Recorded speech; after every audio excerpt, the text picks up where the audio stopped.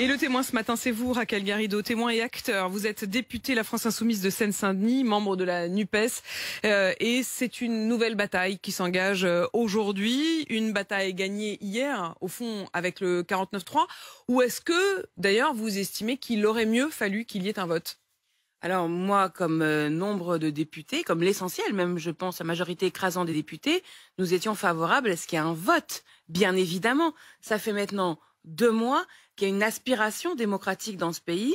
D'abord, les Français eux-mêmes, qui ne comprennent toujours pas comment une loi dont en gros personne ne veut peut même en fait être examinée à l'Assemblée, et qui ensuite attendent de leurs députés un vote conforme à la volonté générale. Alors vous savez que depuis le début, avec un tas d'outils de la Constitution de 58, on a limité et restreint la qualité du débat parlementaire. L'article 47.1, par exemple, c'est celui qui a rendu les débats beaucoup plus courts, c'est-à-dire une procédure express. Hein. Oui, et qui permet au final aussi l'utilisation du 49.3 dans le quota budgétaire, dans ce qui nous fait penser quand même que c'était quand même prévu un peu dès le début d'avoir le 49.3. Ce qu'il faut que les gens comprennent, c'est que normalement le 49.3, on n'y a droit qu'une fois dans la mandature, dans la session parlementaire, c'est-à-dire en gros une fois par an. Or là, ça ne comptera pas comme un 49.3 supplémentaire puisque il fait partie des 49.3 qui ont été utilisés pour le budget et là pour la sécurité sociale. Parce qu'en matière budgétaire, ils ont le droit de le faire, on va dire, tout ça, c'est des dénis de démocratie, pour reprendre le mot de Laurent Berger. Absolument, absolument. Et c'est tout ce qu'on sent dans le pays d'ailleurs, une sorte de gêne, une sorte de frustration civique, de frustration démocratique. D'ailleurs, j'étais hier quand même assez touchée du fait que l'agression contre les parlementaires faite par l'exécutif a provoqué un rassemblement spontané des citoyens Place de la Concorde pour venir défendre les députés. En fait, je trouve quand même assez... Alors qu'on dit beaucoup qu'il y a une crise de la représentation, etc., il y a des gens qui sont venus dire « mais ceux-là, on les a mis dans l'Assemblée nationale pour qu'ils nous représentent, c'est une agression du côté du gouvernement ». Et Elisabeth Borne l'a dit hier soir, elle s'est sentie agressée par la manière dont les députés ont couvert par les huées ou par la Marseillaise sa déclaration à la tribune. Oui, enfin, une première ministre ne devrait pas être choquée par la Marseillaise, hein, qu'on soit clair.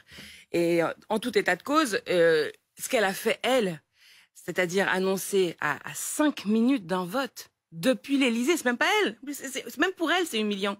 C'est même pas elle qui a annoncé le 49.3. Ça se décide à l'Élysée.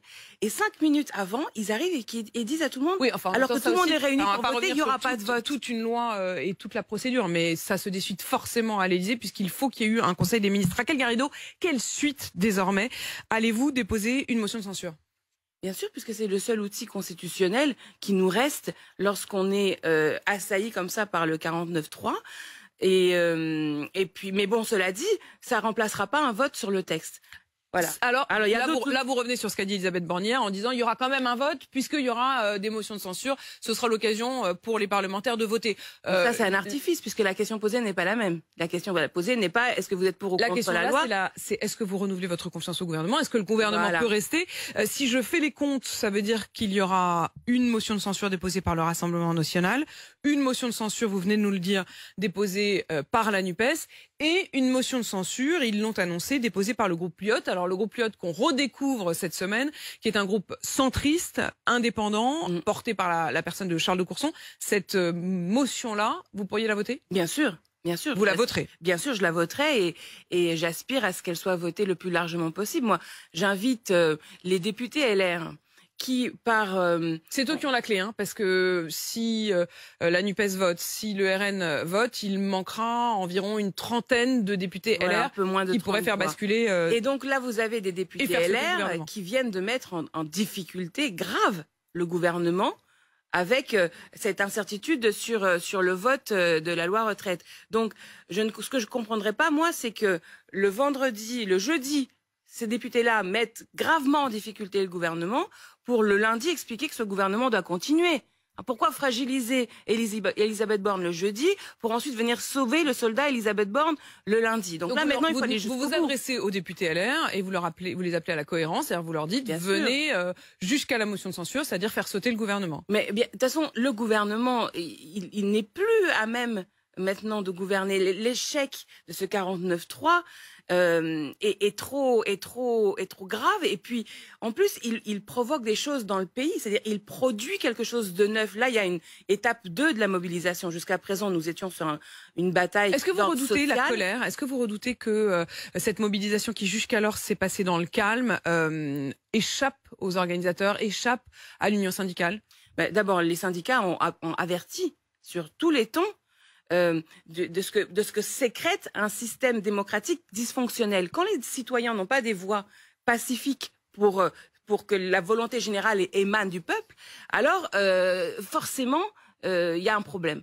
Et c'est la raison pour laquelle il incombe maintenant à tous les Français de réfléchir pacifiquement à comment on passe à une autre constitution. Moi, je dis, c'est le moment aujourd'hui. On est en train de vivre les derniers jours de la monarchie présidentielle. Ça n'est plus possible, ce système où un homme seul à l'Élysée fait des 49-3, des 44-3. Et vous rappelez donc à ce que vous appelez la 6e République. Oui. Il y a quand même une chose qui était assez border, justement, sur la question de la représentation, comme vous dites, et du fait du prince. Jean-Luc Mélenchon qui était dans l'hémicycle, ça vous paraît... c'était sa place pour vous? Alors, tous les Français ont le droit d'être dans l'Assemblée nationale. Oui, il n'était pas sur les rangs des députés, il était dans les gradins. Dans les gradins. Et moi, je l'ai beaucoup fait à la mandature dernière, d'aller me mettre dans les gradins pour regarder mes camarades et amis insoumis. C'est un poste d'observation qui est vraiment jouissif, j'ose dire, et je comprends qu'il ait envie de participer à un moment historique. Je le comprends, je l'ai fait moi aussi. À sa place, j'ai fait pareil. J'ai fait la même chose lors de la mandature dernière, lorsque je n'étais pas députée. Voilà. Donc il avait toute sa place là. Merci Raquel Garrido d'être venue dans ce studio. Vous êtes députée de la France Insoumise de Seine-Saint-Denis, membre de la NUPES.